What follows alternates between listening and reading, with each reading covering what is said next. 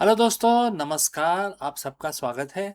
क्या आप एक सीईओ या बिजनेस लीडर हैं और हर दिन चुनौतियों का सामना कर रहे हैं? तो आप सही जगह पहुंचे हैं, क्योंकि इस वीडियो में हम भगवत गीता की सहायता लेंगे और आपकी इस सिचुएशन का आंसर ढूंढने की कोशिश करेंगे। हम ये जानेंगे कि जो सीख मिलती है हमें भगवत गीता से, वो एक मंत्र युद्ध क्षेत्र में एप्लीकेबल ही नहीं है, बल्कि हर एंटरप्रेन्योर के लिए एक जीवन दर्शन है, जो आपकी टीम का नेतृत्व में करने में सहायता करता है। चाहे जीत हो या हार, एक लीडर को अपनी निष्ठा, कर्म पर कैसे निगाह रखनी चाहिए, हम इस वीडियो में सीखेंगे और इसके बारे में और डिस्कशन करेंगे। तो चलिए आगे बढ़ते हैं। तो दोस्तों, आजकल के दुनिया में, आजकल के परिप्रेक्ष्य में हम ऐसी एक रेस में हैं जहां जीतना ही सब कुछ है, जीतना ही अनिवार्य है। एक सीईओ के तौर पे आप हर सुबह एक नई चुनौती, एक नए संकट और एक नए डर के साथ उठते हैं। क्या ये मर्जर काम आएगा? मार्केट शेयर बढ़ेगा? क्या मेरी टीम परफॉर्म करेगी? हम सब अक्सर एक तनाव में जीते हैं। अगर मैं हार गया तो क्या होगा? अगर ये डिसीजन गलत हो गया तो क्या होगा? लेकिन आज मैं आपके साथ बिजनेस का एक ऐसा सीक्रेट कोड शेयर करने वाला हूँ, जो 5000 साल पहले महाभारत के रण क्षेत्र में दिया गया था। ये सिर्फ एक श्लोक ही नहीं, एक आधुनिक कॉर्पोरेट जगत का सबसे बड़ा रिस्क मैनेजमेंट टूल है। ध्यान से सुनिएगा। आज हम चर्चा करेंगे भगवत गीता के अध्याय 2, श्लोक 37, चैप्टर 2, वर्स 37 की। और इस श्लोक आपको सिखाएगा कि कैसे विन विन माइंडसेट के साथ आप अपनी कंपनी और अपने जीवन को लीड कर सकते हैं। तो आइए पहले श्लोक को हम पढ़ लेते हैं। भगवान कृष्ण अर्जुन से कहते हैं, एंड द कोट स्टार्ट्स, यदि तुम लड़ते हुए हार भी गए तो तुम्हें स्वर्ग मिलेगा। यानी आपको वो अनुभव और सीख मिलेगी जो आपको उच्च स्तर का लीडर बनाएंगे और आपको ऊंचाई पे ले जाएंगे। और यदि तुम जीत गए तो इस पृथ्वी पर सुख भोगोगे, यानी सफलता, प्रॉफिट एंड मार्केट लीडरशिप आपकी होगी। तो ये आपको बता रहा है कि दोनों ही सिचुएशन में विन विन है। तो दोस्तों, अगर आप यहाँ तक पहुंचे हैं तो आप बताइए कमेंट करके कि किस सिटी से आप हमारे इस वीडियो को देख रहे हैं। तो चलिए आगे बढ़ते हैं।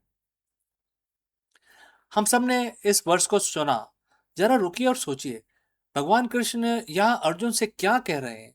वो कह रहे हैं कि हारने का विकल्प ही खत्म कर दो। अर्जुन, कृष्ण के लिए हार जैसा कुछ है ही नहीं। अगर तुम हारते हो तो तुम कुछ सीखते हो, अगर तुम जीतते हो तो तुम कुछ हासिल करते हो। तो सीईओ के तौर पे क्या आपकी लाइफ में हार जैसी कोई चीज है या नहीं? अगर कोई प्रोजेक्ट फेल होता है तो आप एक लीडर के रूप में विकसित होते हैं, आप नई चीजें सीखते हैं, अपनी असफलता से आगे बढ़ते हैं। अगर सफल होते हैं तो आपकी कंपनी विकसित होती है। तो इस श्लोक में हम हमें अपनी कॉर्पोरेट लाइफ को कैसे लागू करें, किस तरह से अपना माइंडसेट करें, इस चीज़ की हमें सीख दी गई है। तो इसमें मुख्य हमें क्या सीख मिल रही है? नंबर 1 इज़ डर का अंत। जब आप स्वीकार कर लेते हैं कि सीखना भी एक जीत है, तो डर खत्म हो जाता है। एक सीईओ को जो डर में फैसला लेता है, वो कभी बड़े रिस्क नहीं ले पाता। तो गीता आपको सिखाती है कि रिस्क लेना ही आपका धर्म है। नंबर 2, परिणाम से डिटैचमेंट। डिटैचमेंट जो आउटकम है, जो रिजल्ट है, उससे डिटैच हो जाइए आप। भगवान कृष्ण कहते हैं कि यानी कि अगर आप लड़ना ही नहीं करेंगे तो आपको कोई परिणाम मिलेगा ही नहीं। तो आप लड़िए। अगर आप हारते हैं तो कुछ सीखते हैं, और अगर आप जीतते हैं तो आप डेफिनेटली सक्सेस पाते हैं। लेकिन हार जीत आपके कंट्रोल में नहीं है, तो क्यों उस बारे में सोचना? 100% आपके कंट्रोल में नहीं होता। आपको अपना कर्म करना होता है, कर्तव्य करना होता है। लेकिन क्या हार मिलेगी, क्या जीत, इसका फैसला कोई नहीं कर सकता। इसका फैसला सिर्फ यूनिवर्स के हाथ में है, जो हमारे कंट्रोल से बाहर है। अब तीसरा होता है विन विन फॉर्मूला। आज की दुनिया में हम विन लॉस के बारे में सोचते हैं। मुझे जीतना है हर हालत में, सामने वाले को हारना है हर हालत में। लेकिन गीता आपको क्या ज्ञान देती है? विन विन का क्या मतलब है? अपनी ड्यूटी, मतलब अपना कर्म आपको पूरा करना है।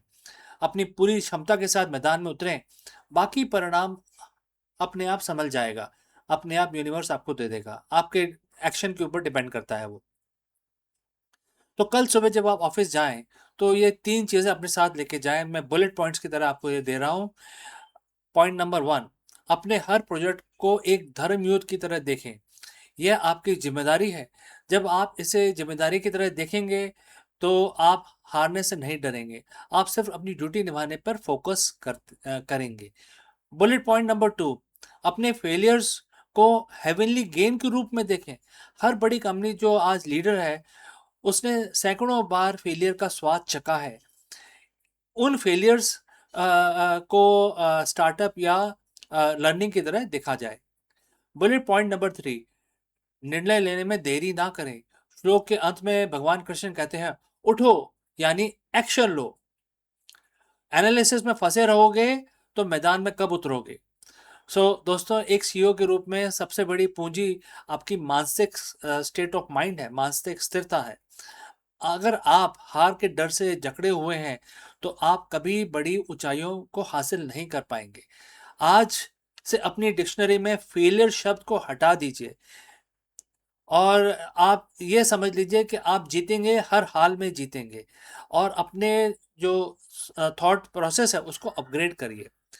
तो इसमें भगवान बोलते हैं कि उठो, फाइट करो और जीतो।